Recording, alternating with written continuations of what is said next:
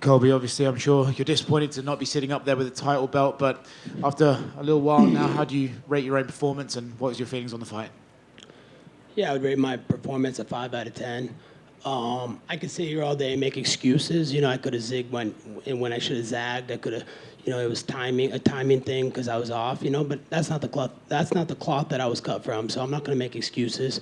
There's a reason the front window is bigger than the rear view. So it's in the past now. I'm not going to worry about the past. I'm going to focus on what's next. There's a guy that's been talking a lot of shit to me in the media. Stephen Wonderboy Thompson. Everybody thinks he's a nice guy. He's had a lot to say about me. So I'd love to see him say that to me in the cage, in the octagon. What exactly has he been saying about you? Oh, he was just saying some stuff before the fight. Oh, he's going to get his jaw broke. Oh, this and that.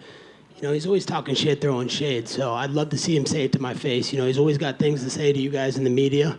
But I've never seen him come up to me face to face. We were backstage at the press conference. He kept his head down the whole time. So he always has things to say. I'm a man of my word. I say things to people and I look them right in the eye and I say, let's do it. Let's go in the octagon. So, I'd love to see him, sometime next year. And, we've been at the top of the division for the longest. We're two guys that have never fought that have been at the top of the division for years. So, I think that's the fight that makes the most logical sense next.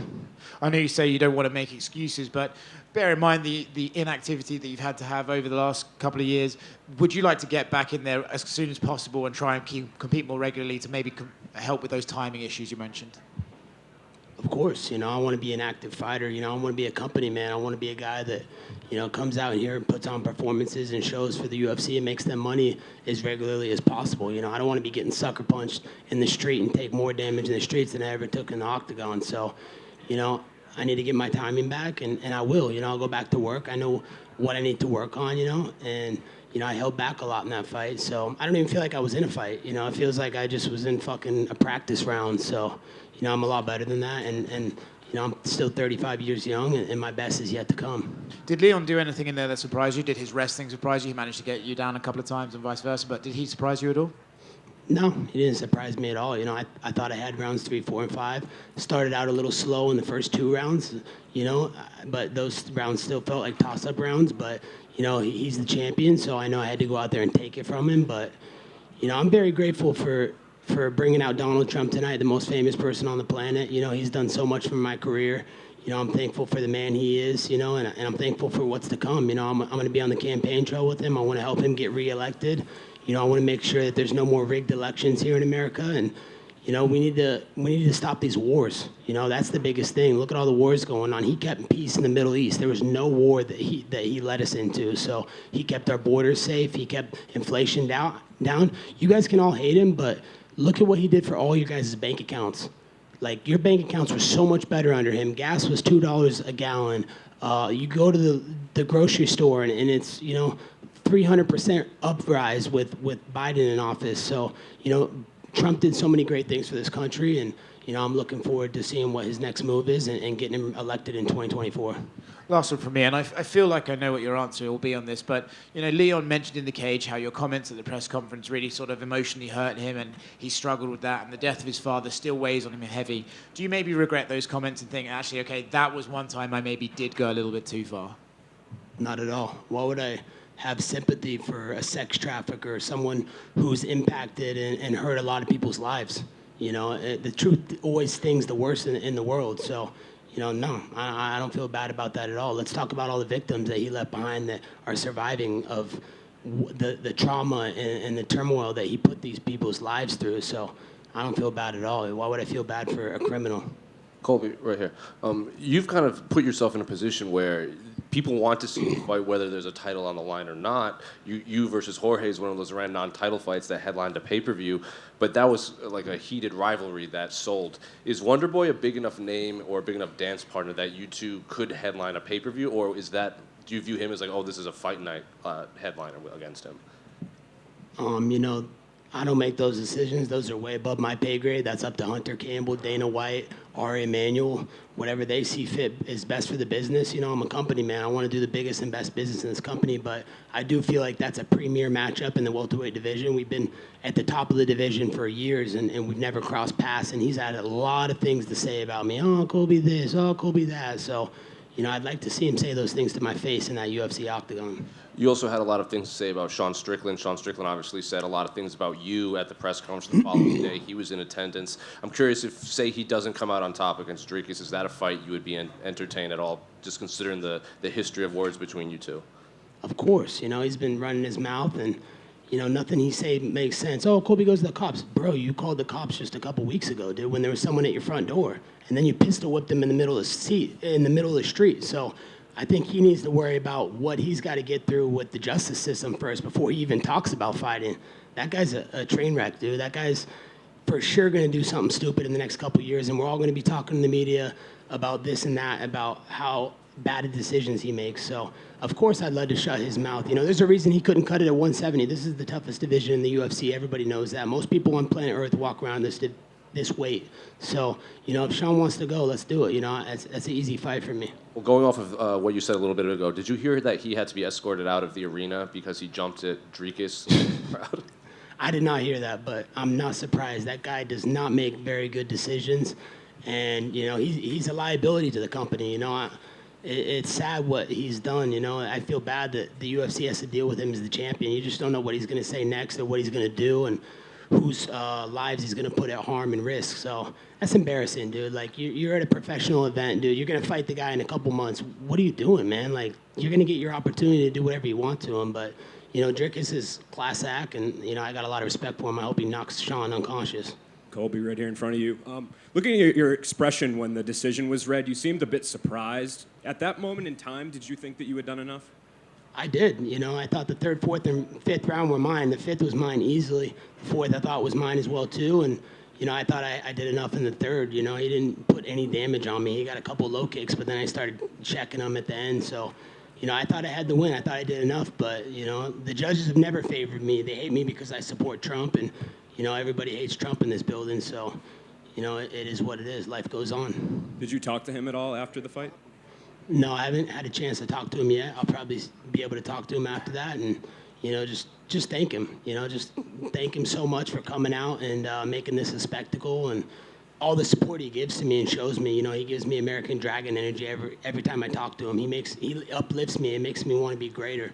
So, I thank Donald Trump so much for, believing in a small kid from, Springfield, Oregon, a nobody. I came from a blue-collar family, and, I had nothing, and, now I have a lot of things, and, now I have the most famous person in the world on speed dial that I can call at any time and get advice from. So, I just feel upset that I didn't stick to the game plan that he had told me, and, but it is what it is. Like I said, life goes on.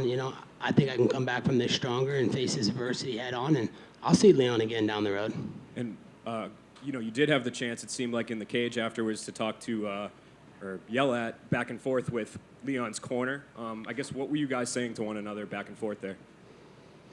He was just saying headshot dead. I'm like, bro, you don't even have guns in the UK. What are you fucking talking about, dude? You fucking bow to a king, dude. I don't fucking bow to nobody.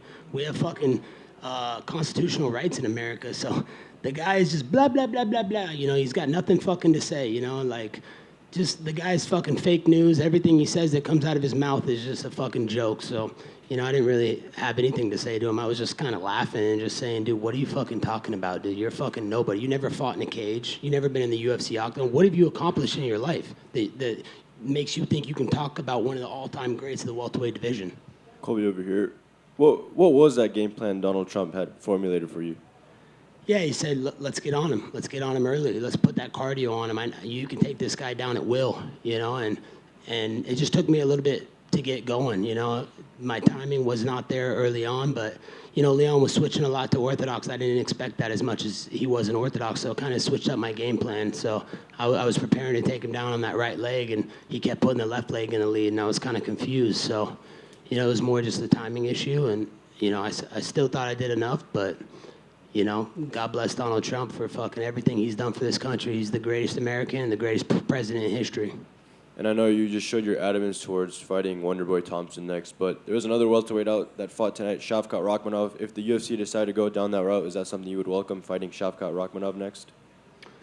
It doesn't really make sense. I think, Wonderboy has a bigger name. It's a bigger fight for the division, bigger business for the UFC. I'm the company, man. You know, whatever the UFC wants. You know, I fought the pound for pound #1 guy. That's the pound for pound #4 guy in the world. That's him, and I feel like I wasn't even in a fight with him. So, you know, it just shows how good I am and what I'm capable of. So anybody the UFC wants to do, you know, but, you know, I'm looking towards Wonderboy. He said some things, and I have my bad taste in my mouth about him right now. So I want to settle that beef in the octagon. Fair enough. And Sean O'Malley and Chito Vera are headlining the Miami card in March. Dana just announced a couple fights for that card. Would you be welcome to being added to that card, given obviously it's in Miami? You know, of course I'd love to fight in Miami. You know, 305 is my home, man. 305's giving me everything. You know, I'm the king of Miami, so, you know, I'm going to go back to the drawing board, see what Dana and Hunter and the UFC want to do. But, you know, I'm a company man. I'll show up anytime, anywhere, anyone. So it's a possibility, but, you know, I got to get back, see, you know, make sure I'm healthy with my feet, and I'll talk to the UFC after that. Thank you. Colby, down here to your right. In the build-up to this fight, you said there wasn't anything that Leon Edwards had done during his reign that had impressed you. Has that changed now that you've shared the octagon with him? No, nothing impressed me. I mean, honestly, I don't feel like I got in a fight. What did he do that separated himself from me? How did he show that he was like this level above me? He didn't show that tonight. He didn't knock me out. He didn't wobble me. He didn't fucking win every round decisively. You know, it was a competitive fight. Could have went either way. You know, it depends on what judges are sitting in the booth that night. We know how the judges are, so no, nothing impressed me. And the guy's boring, man. He's mumbling and drooling most of the time when he's talking. Like, the guy's not likable. He has no redeeming qualities. So, you know, I feel bad that the UFC has to deal with him, you know, in business and as their champion. You know, it's a pathetic excuse of a champion. And this is the third time you've come up short in the undisputed title fights. Which one hurts the most? Is it this one or maybe the first one to Kamara? Yeah, that's tough. You know, they all hurt the same. They all sting, you know, because I feel like I was right there and I had what it took to win. But I just, you know, took my foot off the gas pedal and didn't put it down as hard and believe in myself like I know I'm capable of doing. So, I don't know. They all sting, you know. They don't feel good, you know. They're all fucking, they all suck. But, you know, I got a great support system. You know, I got my coaches, Daniel Valverde, Cesar Carnero, amazing coaches. I got my friends, Michael Wall, done so much for me. Michael Lehman's done an incredible job for me. You know, I got some great people in my corner. They're going to lift me back up and make sure that I come back from this stronger. And, you know, this is just a lesson learned, another lesson in life, man. That's what life's all about, learning lessons and coming back better from them. Thank you. Colby here. You didn't try to take Leon down until round 3. Was that the original plan, or did you think you left it a little bit too late to implement that game plan? He was switching a lot to orthodox, so I kind of got a little confused. I didn't want to rush in on the left side because that's his, you know, dominant side. He's a southpaw. He was doing that intentionally. I feel like he was setting up like a knee or a kick on that side. So, yeah, I wasn't ready for him to be in the orthodox as much as he was. But, yeah, I didn't pull the trigger, you know. No excuses, man. You know, it is what it is. It's in my rear view now, and I'm going to come back from it better. People talk about Colby the person and Colby the character. Is that even a thing in your eyes? No, not at all. There is no character. I'm a guy that just turns it up to 11. I don't care what people think of me, man. You can hate me, you can love me, you can be indifferent. It makes no difference. You know, I'm here to do the biggest and best business for this company. I love this company. You know, I just signed a new contract with him, so I'm not going anywhere anytime soon. I'm going to be around for many years to come. So, you know, the best is yet to come for me. I truly believe that, and I'm going to create a lot more special moments in this company, and I'm going to keep making history. That's what I've done since the beginning, and, you know, my legacy is not set yet. Last one for me. Are you going to try to dispute the decision tonight like Donald Trump tried to dispute the election in 2020? I mean, the 2020 election was clearly rigged. Look at all the voter fraud, all the mail-in voting, this fake fucking COVID. You guys are all doing triple vaccines, you know. You got Travis Kelce out there, Mr. Pfizer, saying, "Oh, get 2 vaccines at the same time." You get 2. Okay, I'm not. Even if you're pro-vaccine or not pro-vaccine, if you're getting 2 vaccines at the same time, then you're not going to know which one's going to give you the ill effect. Like, how are you going to know? So, you know, it's a complete scam what's going on in this country. The fact that you guys aren't smart enough to realize that, and that the government and the establishment is treating you all like puppets, it's embarrassing, man. So obviously that was a rigged election. There's so much fucking voter fraud, mail-in ballot fraud, and tonight was another case of that. Just some bad judges. Colby, just down to your right. I know it might not matter right now, but in your pre-fight face-off with Leon on Friday evening, a lot of people were wondering whether you said I was in character or thought it was a character. Can you just sort of clear up what it was? Yeah, I never said that. I said, no, I said, you thought I was a character. No, I'm not a character, man. I say whatever I want, whenever I want. That's what bosses do, So I just let him know. I thought, because he kept saying, in the lead up, everything's a character that Colby played. I said, yeah, it was a character? Yeah, tell me now it's a character. I don't play a character, man. I'm just myself. I don't give a fuck what people think of me. Why would I care what you guys think about me? All my haters in the world are not doing better than me. I'm up here headlining events, fucking selling pay-per-views, fucking getting the most famous person on planet Earth to come support me. So why would I give a fuck about what any of you say or think of me? And a lot's been made about you don't really cut much weight to make 170.